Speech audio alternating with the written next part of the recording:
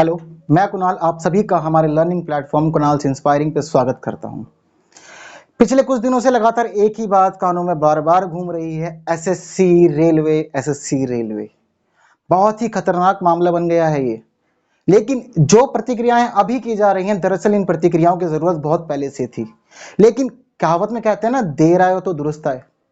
तो बहुत सारे विद्यार्थी अब यह सोच रहे होंगे कि इस समय तो हमारा पॉलिटी का सेशन होता है, हम राजव्यवस्था पढ़ते हैं। तो दरअसल पढ़ेंगे तो आज हम राजव्यवस्था ही, लेकिन एक अलग तरीके से।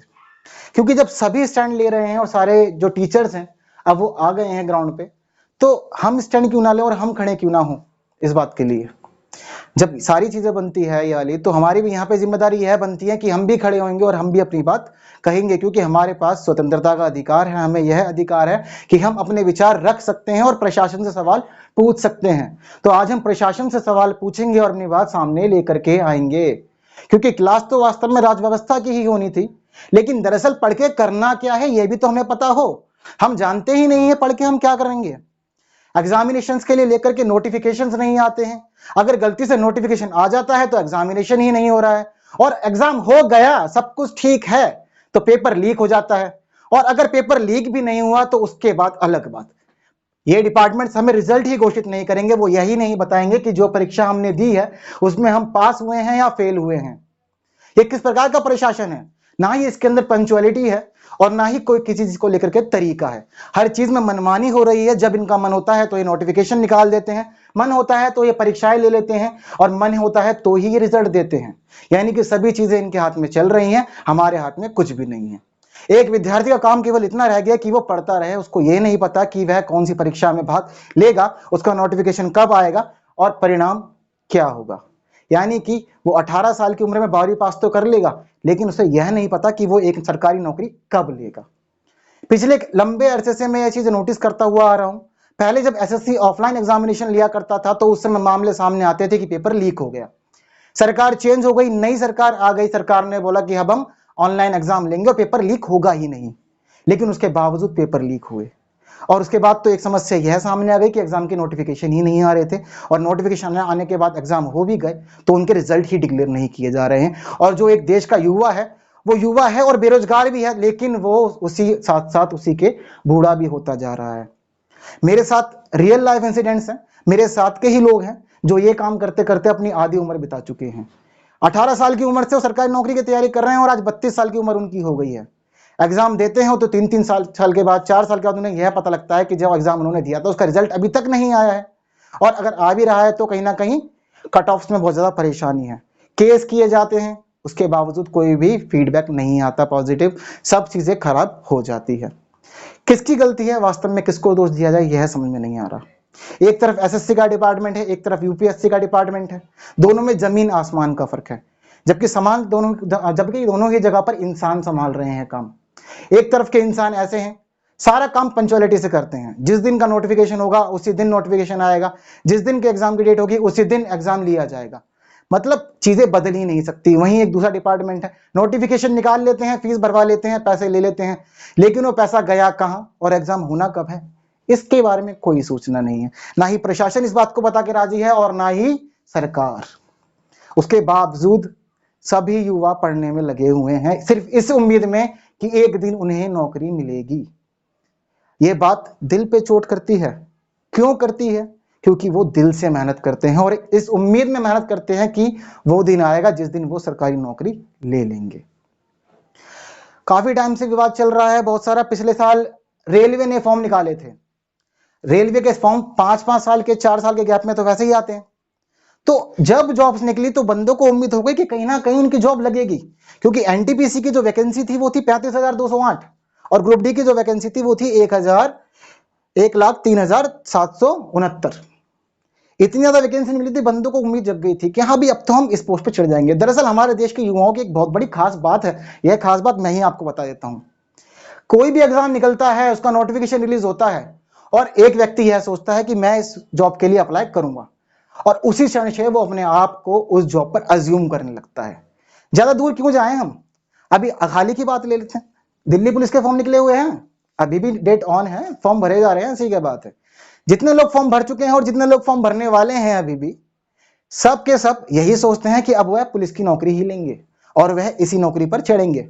बहुत सारे लोग तो ऐसे हैं जो सुबह 4-4 बजे 5-5 बजे उठ करके फिजिकल की तैयारी में भी लग गए हैं। वहीं कुछ तो ऐसे हैं जो पूरे पूरे दिन किताबें ही नहीं छोड़ते। दरअसल एक बेरोजगार जो युवा होता है ना, उसे किसी चीज की भूख नहीं होती, एक नौकरी की भूख के सिवा। वो हर तरह से यही सोचता है कि मुझे नौकरी मिले, बाकी कुछ भी हो मुझे उससे ज्यादा मतलब नहीं है, लेकिन पहले मेरी चाहत नौकरी है। उनमें से एक युवा मैं भी हूं, मेरे साथ के ही बहुत सारे लोग हैं। साथ ही साथ मेरा तो काम यह भी है कि मैं पढ़ाऊं, तो मेरे तो बहुत सारे लोग नीचे भी हैं जो इसके लिए चाहत रखते हैं। वहीं मैं उन लोगों को इन्हीं नौकरियों के लिए पढ़ा भी रहा हूं। जब मैं उनको पढ़ा रहा हूं तो वह पढ़ाई जो हो रही है वो एग्जाम के लिए हो रही है, लेकिन एग्जामिनेशन कब होंगे कोई इंफॉर्मेशन नहीं है। ना ही कभी डिपार्टमेंट सामने आ रहा है ये बताने के लिए कि एग्जाम कब होगा, ना ही कभी सरकार सामने आ रही है। लेकिन देश में सारे काम हो रहे हैं, रुका कोई काम नहीं है। लगातार सभी से टैक्स लिए जा रहे हैं, परीक्षाएं रद्द की गई हैं सिर्फ नौकरियों की। नीट जेईई की परीक्षा दबा के ली जा रही है, सबके स्टैंड लेने के बावजूद भी ना तो प्रशासन माना और ना ही सरकार। सबकी जिद यही थी कि परीक्षा तय समय से होंगी और ली जाएंगी। यदि आप नहीं देना चाहते तो उस समय आप घर रह सकते हैं। बेशक चाहे कोरोना महामारी घूम रही हो, यहां वो मायने नहीं रखती। कोरोना महामारी की वैल्यू कहां पर है? जहां पर पेपर नौकरी देने के लिए हो रहे हैं। जहां किसी युवा को पैसे देने हैं वहां पे इन सब चीजों के लेकर के कोई बात नहीं हो रही है। तो कल ही की बात है, कल भी बहुत सारे लोगों ने एग्जाम दिया है, गए हैं लोग बहुत सारे परीक्षा देने के लिए। मजबूरी है उनकी, वो भी क्या करें। एक तरफ जहां सब चीजों का पालन किया जा रहा है, सोशल डिस्टेंसिंग, सैनिटाइजर, मास्क, उसके बावजूद जब आप नीट की एग्जामिनेशन ले सकते हैं तो आप बाकी एग्जाम क्यों नहीं ले सकते? 1.5 साल बीत गया है एनटीपीसी का नोटिफिकेशन आए हुए। लगभग लगभग 1,26,30,885 जो फॉर्म थे वो एनटीपीसी के लिए भरे गए हैं। वहीं लगभग लगभग 1,15,67,248 फॉर्म ग्रुप डी के लिए भरे गए। सभी के लिए सेम फीस थी। वास्तव में आज तक ये पता नहीं चला कि इसका पैसा गया कहां पर है, सिक्योर है भी या नहीं, कौन इस्तेमाल कर रहा है, या फिर एग्जाम कब होगा यही पता नहीं चल रहा है। सबसे बड़ी बात तो प्रशासन की जो है मनमानी है, वास्तव में वो कहीं भी अब सहनीय नहीं रह गई है। बहुत दिन हो गया, सभी इंतजार करते करते 1.5 साल बिता चुके हैं और 1.5 साल से वो तैयारी भी कर रहे हैं। हर एग्जाम के लिए यह उम्मीद की जाती है कि लगभग लगभग पिछले 1 साल का करंट अफेयर आएगा, लेकिन यहां तो 1 साल पहले से युवा तैयारी कर ही रहा था और 1.5 साल तो नोटिफिकेशन को आए हुए ही बीत गए हैं। वही बात की जाए अगर 2018-2017 के सीजीएल एग्जामिनेशन की, तो परीक्षाएं वहां तो हो गई लेकिन रिजल्ट ही नहीं आया है और इसी के साथ लोगों की उम्र बीतती जा रही है। वास्तव में दुख किसे हो रहा है यहाँ पे ये भी समझने वाली बात है। दुख हो रहा है समाज के निचले तबके के इंसान को। ये जो पिरामिड की हम समझते हैं बना बनाकर, एक जो ये वाला वर्ग है, सबसे ज्यादा दुख में ये वाला वर्ग है। जो यहाँ वाले लोग हैं उनको कोई फर्क नहीं पड़ता है, क्योंकि वो आर्थिक रूप से सशक्त है, वो अपने सभी काम अपने धन के अनुसार कर सकते हैं। अगर नौकरी नहीं भी मिली तो भी अपना बिजनेस रहता है, कोई जरूरी नहीं। सबसे ज्यादा परेशान यहाँ वाला है। बहुत सारे लोगों के पास तो रिसोर्सेज ही नहीं है, पता नहीं कैसे कैसे वो रिसोर्सेज इकट्ठा करके उसके बाद तो वो पढ़ते हैं, लेकिन उसके बावजूद क्या हो रहा है? कुछ भी नहीं। देश में सारे काम हो रहे हैं, जीएसटी लग गई, नोटबंदी लग गई, सारे विधेयक पास हो गए, राज्यों में इलेक्शन लगातार हो रहे हैं, कोई भी इलेक्शन अब तक नहीं रुका है और सभी इलेक्शनों की प्रक्रिया 1 महीने के अंदर करा के खत्म कर दी जाती है। राज्यों के मुख्यमंत्री नियुक्त हो जाते हैं, देश के प्रधानमंत्री नियुक्त हो जाते हैं, राज्यों के राज्यपाल नियुक्त हो जाते हैं। लेकिन अगर बात हो युवाओं को रोजगार देने की तो इस मामले में सरकार मौन है। लगातार हमारे देश के प्रधानमंत्री आ रहे हैं और मन की बात कर रहे हैं, लेकिन वह क्षण पता नहीं कब आएगा जिस दिन युवाओं के मन की बात होगी, हमारे मन की कही जाएगी, हमें बताया जाएगा कि हाँ इतनी नौकरियां गारंटेड निकाली जाएंगी, उनके पेपर इस समय पर होंगे और रिजल्ट इस समय पर घोषित किए जाएंगे। अभी एनआरए लाया, सीईटी लाया, ला दिया, बता दिया क्या होगा, लेकिन कब से अप्लाई होगा, प्रक्रिया क्या रहने वाली है, कार्यवाही कब से शुरू हो जाएगी, कब से युवा इसके लिए तैयार रहें, कुछ नहीं बताया है। ये जवाब हम आपको देंगे, हमें तो खुद नहीं पता। सब जवाब कौन देगा? जिसको वास्तव में जवाब देने चाहिए वो जवाब देना ही नहीं चाहते हैं। बहुत सारे लोग कहते हैं कि मीडिया बीच में आए। मीडिया बीच में कैसे आ सकती है? आजकल जो मीडिया है वो मीडिया अब डेली सोप की तरह हो गई है।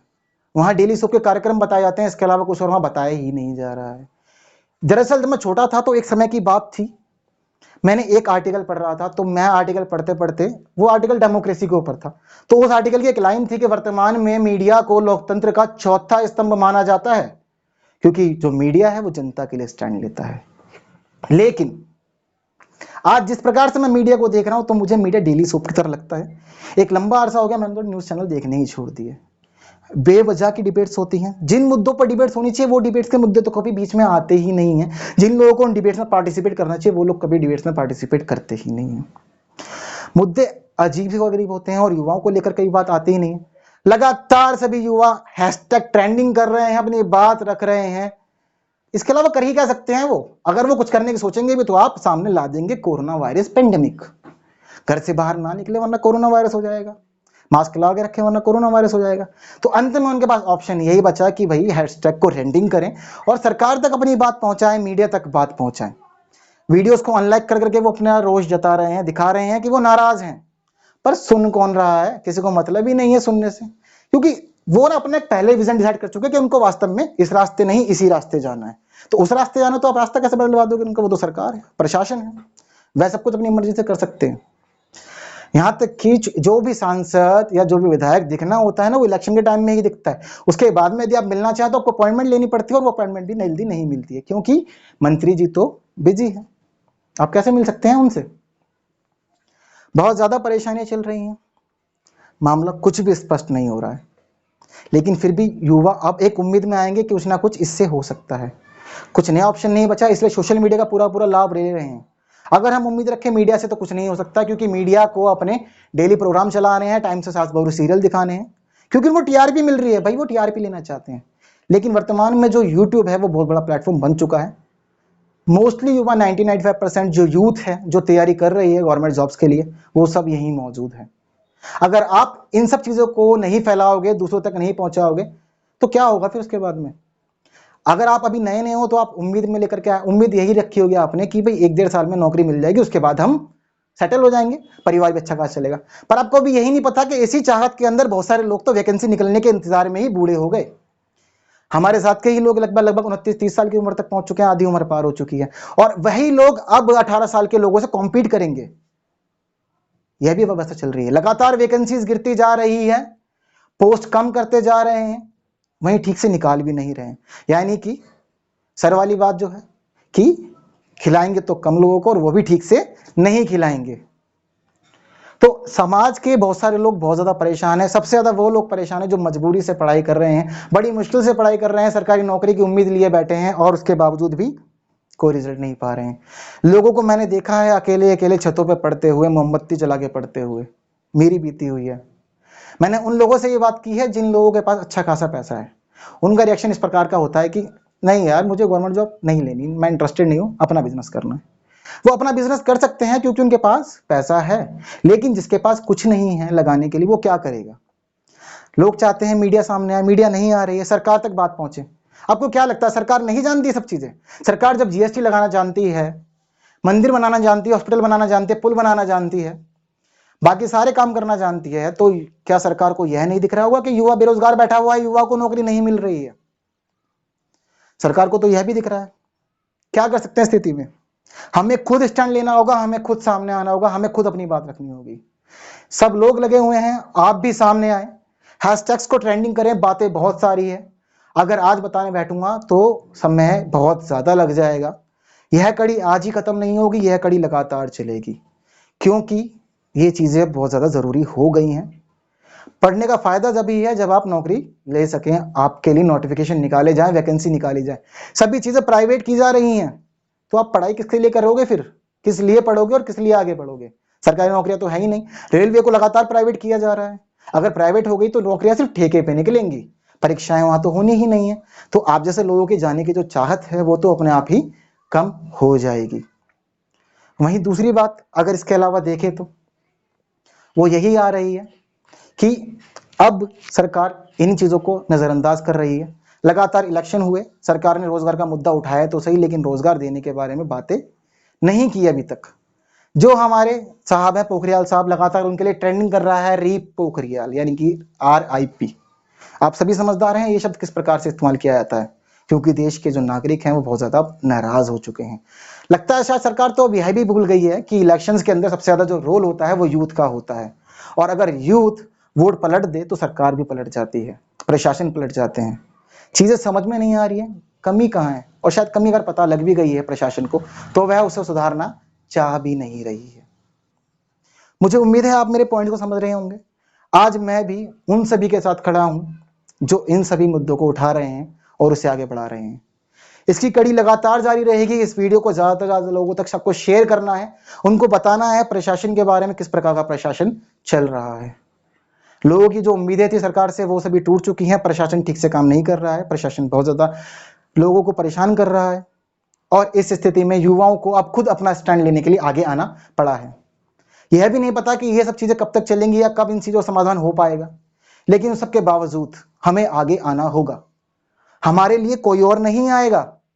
जो लोग सेटल हैं वो लोग सेटल हैं। अगर कोई टीचर भी है तो वो एक तरह से कहीं ना कहीं सेटल है, वो ऐसे कभी काम कर रहा है अपने। लेकिन जो आप हैं, आप अभी नए नए फील्ड में आए हैं, तो कोशिश यही रखें कि आपको जल्द से जल्द जॉब मिले।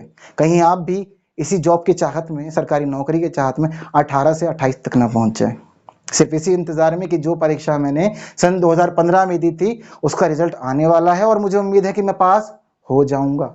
इसी इंतजार में लोगों के 5-5, 7-7 साल बीत गए हैं। वहीं कुछ लोग जो पिछले साल से लगातार रेलवे, एनटीपीसी और ग्रुप डी की तैयारी कर रहे हैं, उनसे आज भी पूछो तो क्या कर रहे हो जी? अरे एनटीपीसी और ग्रुप डी की तैयारी कर रहा हूँ। परीक्षा कब है जी? यही नहीं पता। तैयारी हो रही है लेकिन परीक्षाओं के बारे में कोई भी जानकारी नहीं है। अगली वीडियो हमारी इस टॉपिक पर जल्द आएगी, उसमें बहुत सारे नए मुद्दे आएंगे और बहुत सारी जानकारियां आएंगी। वीडियोस को लगातार देखें, ज़्यादा से ज़्यादा लोगों तक शेयर करें, लोगों को अवेयर करें, और लगातार जिस प्रकार से हमारा जो हैशटैग है वो ट्रेंडिंग कर रहा है, यानी कि hashtag speak up for SSC railway student, चाहे फेसबुक हो, चाहे यूट्यूब हो, चाहे ट्विटर हो, हर जगह यह सर्कल बढ़ता रहना चाहिए, लोगों तक जानकारियां पहुंचती रहना चाहिए। क्योंकि आज जहां पे कुछ लोग खड़े हुए हैं जो रिजल्ट की डिमांड कर रहे हैं, जो एग्जामिनेशन की डिमांड कर रहे हैं, कल को वहां आप भी हो सकते हैं। और अगर आप एक पेरेंट हैं तो कल वहां पे आपके बच्चे भी हो सकते हैं। इस गलतफहमी में मत रहिएगा कि यह घटना आपके साथ नहीं होगी, जरूर होगी, एक दिन होने की पूरी पूरी संभावनाएं हैं। जो लोग आज इन चीजों से जूझ रहे हैं, कल तक उनको भी उम्मीद थी कि ऐसा नहीं होगा, लेकिन ऐसा हो रहा है। तो अभी वक्त है, संभल जाइएगा तो चीजें ठीक हो जाएंगी, वरना चीजें बहुत ज्यादा खराब हो सकती हैं और हाथों से निकल सकती हैं। इस वीडियो को ज्यादा से ज्यादा लोगों तक शेयर करो। बस लाइक की ज्यादा जरूरत नहीं है, नहीं करना चाहते मत करो, लेकिन इस वीडियो को जितने लोगों तक पहुंचा सकते हो पहुंचाओ, ताकि वह भी जाने प्रशासन के बारे में। आज के लिए बस इतना ही। अगली वीडियो जल्द आएगी और इसके अलावा और भी कई बातें लाई जाएंगी। Thank you so much for today.